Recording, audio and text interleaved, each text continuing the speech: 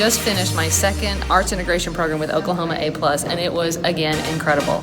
Last year I got to do one that had music and art and math in it, and then this year we got to do perspective drawing and geometry with it. And so, especially with our state standards changing, so much of our standards have gone to geometry and math. So this is a great opportunity to learn with centers. I said we come back with hand products, like we have products that we can take back to the classroom. I also have things that I can do Monday when I go back. So it's easy, it doesn't take a lot of infrastructure for me to be able to do any of the stuff that was here. It's 2.5 hours of my Saturday morning. It's not even 12 o'clock and I'm ready to peace out of here. So next year, if you guys get an opportunity, come to an arts integration program with Oklahoma A+.